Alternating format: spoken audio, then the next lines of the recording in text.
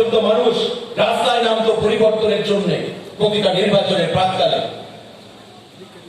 আজকে চট করে বিধানসভা নির্বাচনের পর এই লোকসভা নির্বাচনেও তারা জোট সংগঠিত করছে। পশ্চিমাসন কংগ্রেসকে ছেড়ে দেওয়া হলো, আর এই উপনির্বাচনে রামনগর বিধানসভার উপনির্বাচনে কমিউনিস্ট পার্টিকে ছেড়ে দেওয়া হলো।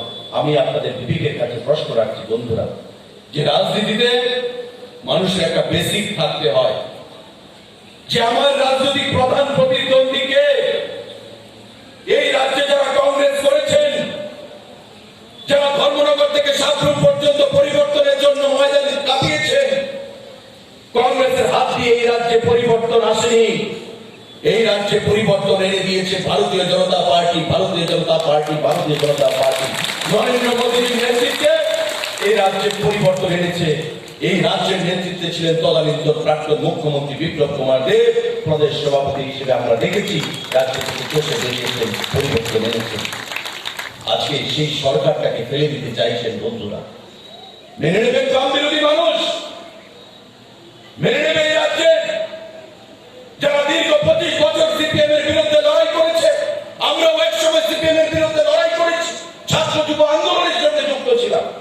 এখনো আমাদের অনেক যুবক ভাইয়েরা আছেন যারা ভারতীয় জনতা পার্টি দলে রয়েছেন, এখনো সেই সিপিএম এর সময়ের কাজে আদালতের আইনি যে বেড়াজাল সেখান থেকে বেরিয়ে আসতে পারিনি।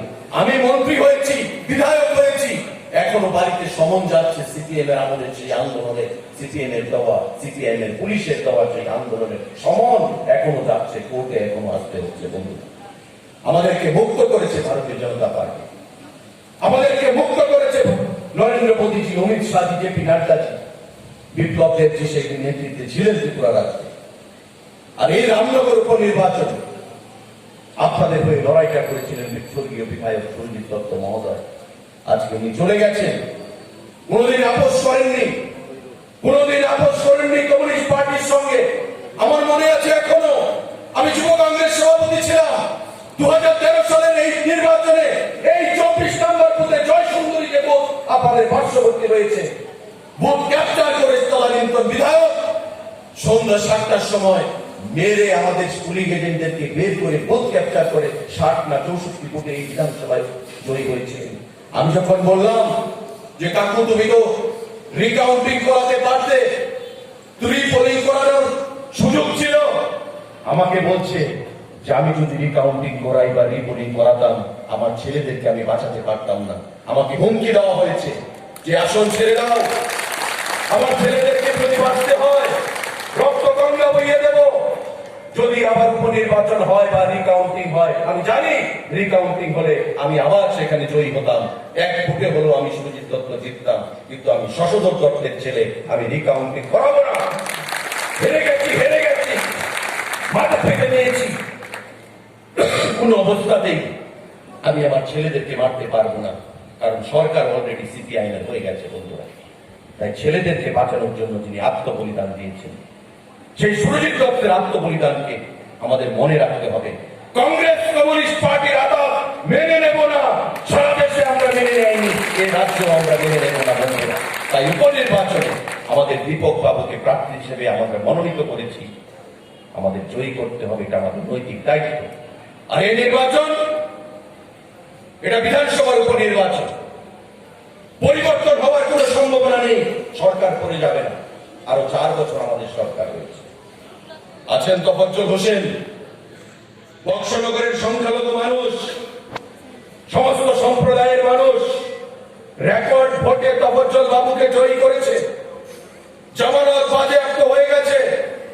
আমি আহ্বান জানাবো এই জয়পুর, রাজনগর, গোলচক্কর এলাকার সংখ্যালঘু অংশের মানুষকে আপনারাও আসুন, বক্সনগরের মতো আপনারাও ভোট দিন। 2টো ভোট বিপ্লব কুমার দেবকে এবং আরেকটা ভোট আমাদের দীপক মজুমদার সাহেবকে আপনারা প্রদান করবেন।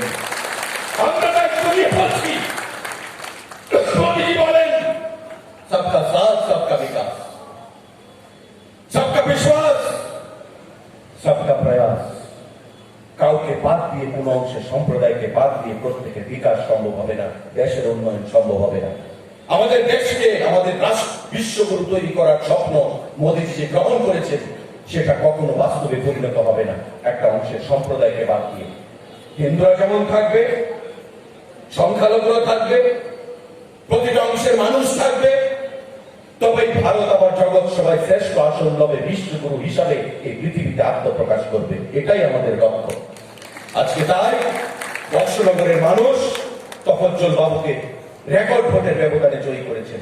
আমাদের প্রত্যাশা থাকবে এই জয়পুর, রাজনগর, গোলচক্কর এলাকার আমাদের যারা রয়েছেন সংখ্যালঘু অংশের মানুষ, আপনারাও আপনার গুরুত্বপূর্ণ ভোটাধিকার দুটো ভোট পদ্মফুল চিহ্নে আপনারা আগামী 19 তারিখ প্রদান করবেন এবং বিপ্লব কুমারকে এবং দীপক মজুমদারকে জয়ী করে লোকসভায় এবং আমাদের বিধানসভায় সেখানে পাঠাবেন বন্ধুরা।